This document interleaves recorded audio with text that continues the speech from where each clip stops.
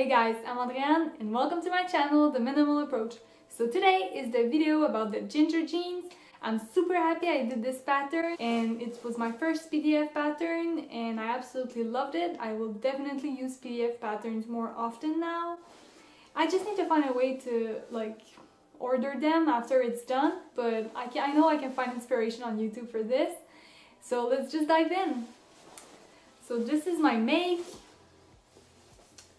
I had to do alteration at the waist, so it looked a little bit funky because I tried to do all the alteration afterwards. Next time I will definitely adapt the pattern. So there's lots of tutorials on the Closet Case Pattern website and they're super helpful. So I read them all and I will just apply what I learned there to do the alteration for my next pair of ginger jeans. Something else I had to alter is the length of the legs, but I alter at the bottom, so the end of the legs are a bit baggy and it's not as skinny as it should be. So I learned that I should have used the lines that are on the pattern and just shorten the legs more at the thighs. Another alteration I did is that I removed a few inches at the yoke, and I actually I didn't put the legs right together.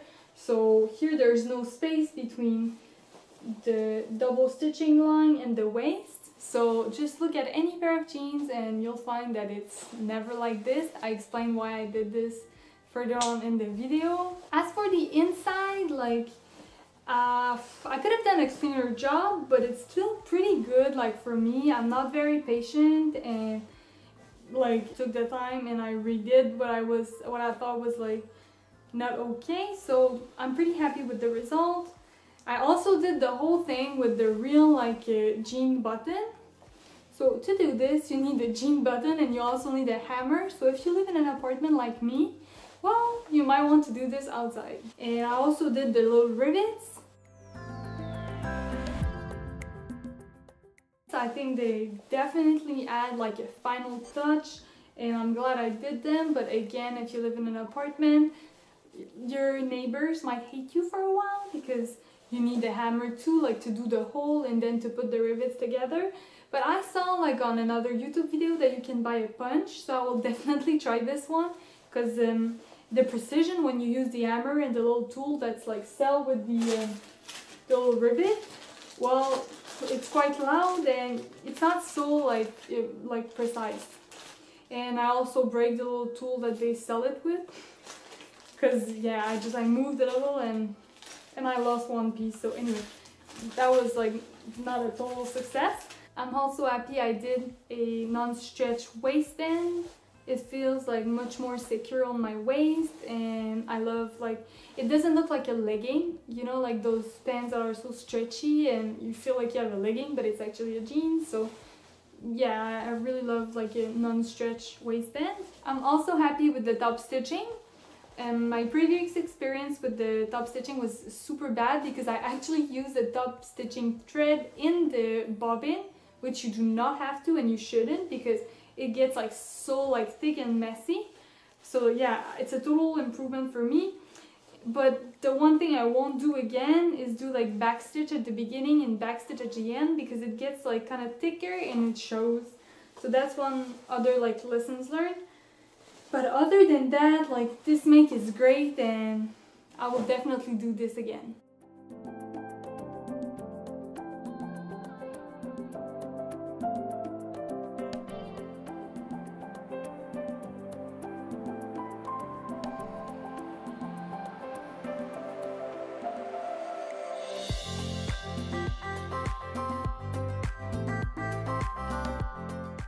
So let's take a look at this pattern. So it's the first time I use a PDF pattern and I have to say I'm quite pleased with how it's coming up together. I thought it was easy, the instructions were clear, and really was no struggle at all. So after you buy the pattern, you'll need a denim zipper, you'll need a jean button, top stitching thread and regular thread, fusible interfacing, denim needles, a marking tool, denim rivets if you'd like that, and stretch denim with at least 2% of lycra. That's super important. So here you can see me assembling the PDF. So I'm cutting all the pieces and I'm putting everything together.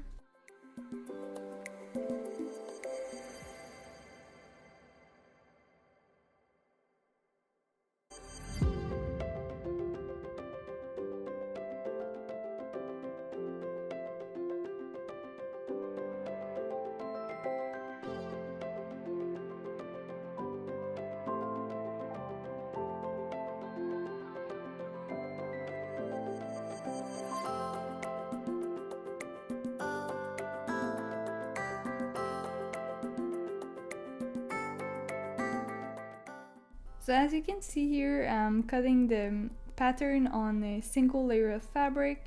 It's mentioned in the instructions that it can avoid like leg twist. So I just wanted to put all the chances on my side, and yeah, so that's why I did it on one layer. I also took the option of a non-stretch waistband, and I'm happy I interfaced it. It gives like more of a like real jean look, I believe.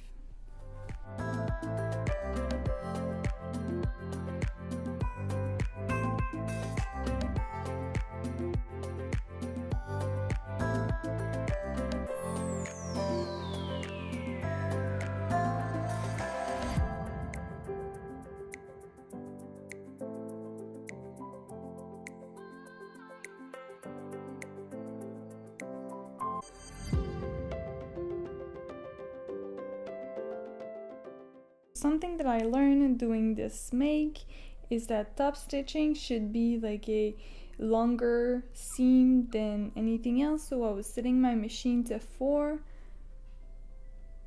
and I'm happy with like the top stitching I did. I think it looks great.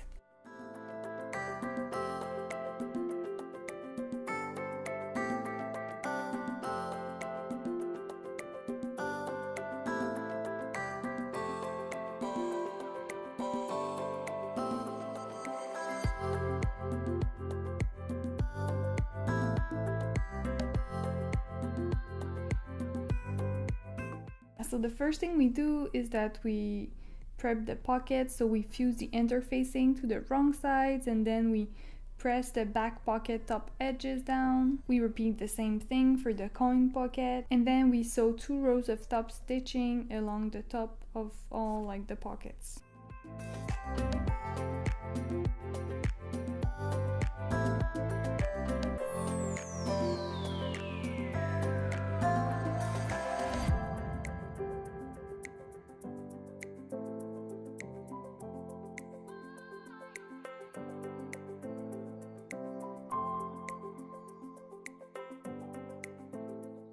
After that, we finish the raw edge of the belt loop piece. We fold and press the belt loop into even thirds, and then we top stitch it. So now we pin the coin pocket to the right pocket facing, matching the corner of the pocket with the circle on the center of the facing, and we do 2 rows of top stitching along the straight side of the coin pocket. Then wrong side together, we position the pocket facing on lining. So I didn't use a lining, I used like the regular like denim fabric, but I should have used lining. I think it would have given my jeans a more personal touch, and it's definitely something I'll be doing next time. Then right side together, we sew the top and bottom pocket stay together at the bottom curve edge using a serger in my case. Then we match up the lining and leg at the curved pocket opening seam. Both the lining and the leg are like facing up. Then we flip the lining towards the wrong side of the denim and we press. Then we flip the lining piece towards the wrong side and we press flap along the pocket edge, and we top stitch a double row along the curved pocket seam.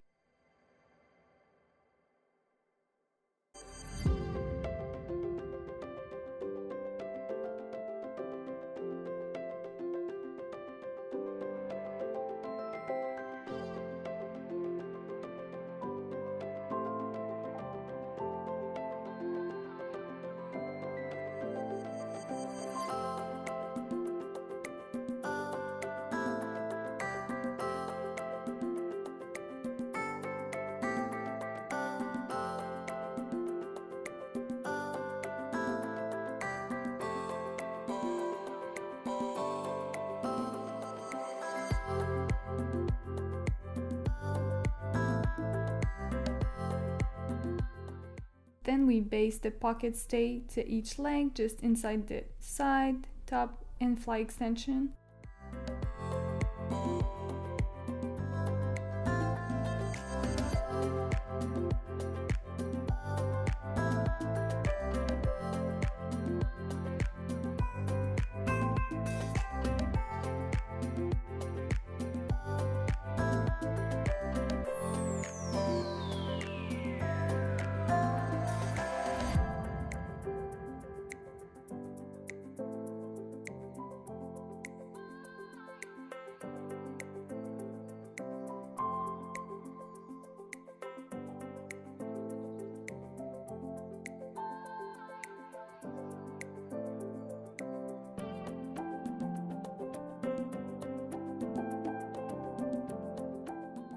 Then I place the front leg pieces right side together, aligning the fly extension and crotch seam. I use a piece of paper to draw a straight line, and then I sewed like on the straight line, just a regular seam but like with super long stitches, and then I based like regular from the little circle to the end of the crotch.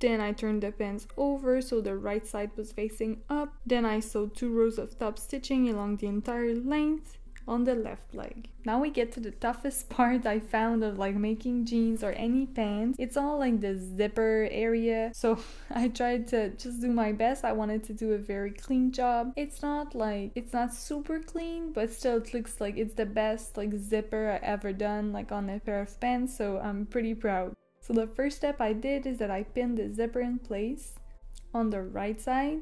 I made sure that it was like 1/2 inch from the bottom of the right fly extension to the zipper stop, because that's where you'll be like stop stitching after that, and you don't want to be stop stitching in your zipper's teeth.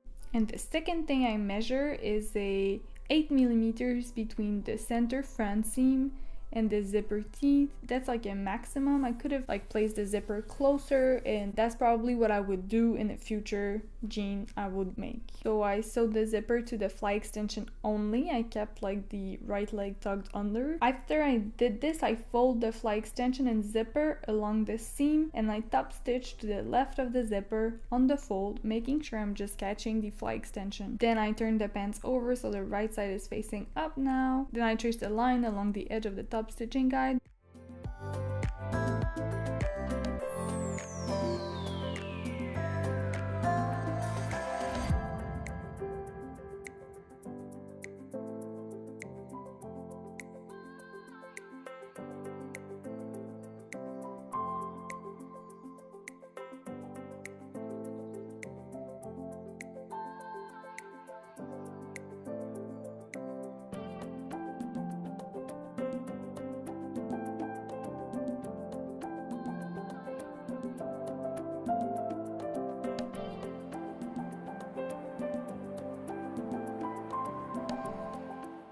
So one mistake I did right there is that my line is not catching my fly extension beneath, so it looks like a little weird, I have to say, and it makes the effect that like my fly is like trying to go out, and it looks a little weird. So then I did like both rows of top stitching, and I removed a basting stitch from the crotch seam, and to my surprise it was like not okay. I ended up like having a hole, like, so the stitches I did, like the real stitches I did from the crotch to the zipper was not long enough, so I had like to kind of redo the whole thing. I strongly suggest, like, before like undoing like the long stitch you did, just make sure that like it looks fine, because it's such a pain like to try to do it afterwards. So we fold the fly shield right side together, and we sew along the short angle seam.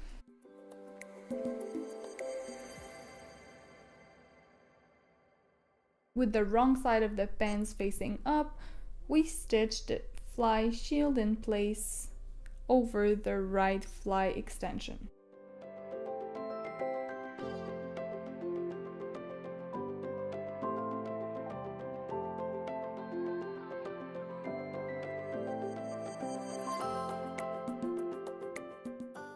I'm making sure that the zipper is working, and it is, so it was like a big relief. As you can see, like next to the crotch, there's like a little tear, so I did this like the second time I tried like to sew between like the crotch and the base. I did like, so it's the mistake I told you about like previously. So yeah, I was a little disappointed when I saw that, but I used crazy glue to just fix the whole thing, and then I did like stitches like over the hole with the same color thread as the pants, so it doesn't really show.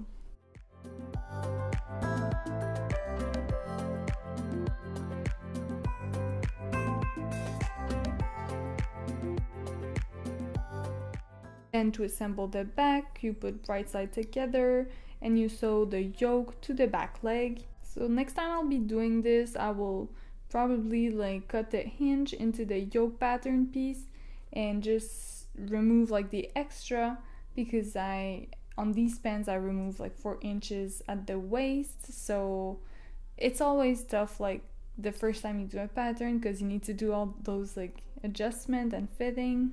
So I decided not to do the back pocket right now, because I saw like on a review on YouTube that if you do this by yourself, like you might end up like making them not like absolutely symmetrical. So it's better that you put the pants on and you have someone like look at you when you're standing straight.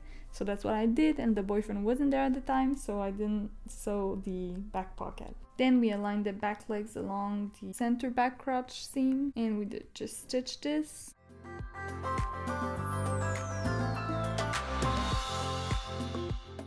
Now we turn the right side of the jeans facing up and we top stitch 2 rows along the center back. Then putting the back and the front pieces right side together, I stitched the inseam and then I stitched the outer seam, and I like put them on because I really wanted to see like if there was some big adjustment. Another mistake I did is that I didn't like really understood why the back leg was slightly shorter than the like front, so I tried just to match them up, but I ended up like having no space between the yoke like top stitching and the actual front top stitching. So like my jeans look kind of funky when you sew jeans before. I'm starting like to notice jeans, and I can see like mine are the only ones made like this. So unique pair of jeans. Here I'm assembling the waistband, so I interface my waistband as you can see. And something that I learned doing this is that you can actually finish one edge of the waistband, so when you put it all together with the pants, it's much easier to sew, like to get a good finishing. So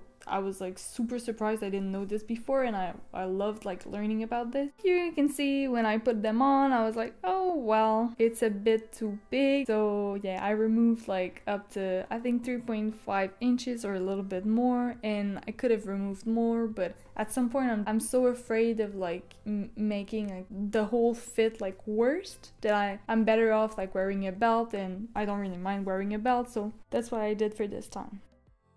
Then you basically just turn the waistband inside out, you sew like the edges that are close to the fly front, and then you like put it right side on the outside, and you make sure that it's nicely pressed on the like outside. And since you already finished like one end, the one end that's like on the interior of the pant, it's super easy. You do like a top stitch and it looks fabulous. So for the next pair of jeans I will use this like non-stretch jean. I actually bought like from a friend of my mother-in-law a whole bag of like old fabric that she didn't use anymore, like of her stash, because she decided not to pursue like sewing anymore. So for 40 bucks, like I got a huge pile of like fabric, and this denim is one of them. So it's super thick denim. I'm thinking probably like 14 ounces. And it's not stretchy at all, so it will be definitely like something fun to do. I don't think the ginger jean pattern is suited for that, because they do recommend like 2% of like lycra or something like stretchy, so but I'll definitely give this one a go. I think it's a good challenge for me. The other next pair of pants I will do is more like of a classic. This is kind of like a polyester, and it has like good fluidity, and it's black, so I think this is very like a classic look that I will definitely give it a go. And finally, this fabulous knit. I will definitely do a sweatshirt and a pair of sweatpants in this. I have like those Berta patterns that I love, and or maybe I'll try something new, I don't know, another pattern I mean, but yeah, this is definitely beautiful fabric, and it's one that I got also from this big pile I bought for 40 bucks, so that was actually a super good deal. And yeah, so I look forward to doing this as well. So in the next video, I'll probably present to you like this haul of like $40 fabric and get like your inspiration too, because some of the fabrics I don't really know what they are, so I could definitely use like tips from more advanced sewists. And it's all for today, so I hope you guys enjoyed this video. If you like the channel so far, please subscribe, and I'll see you in the next sewing video.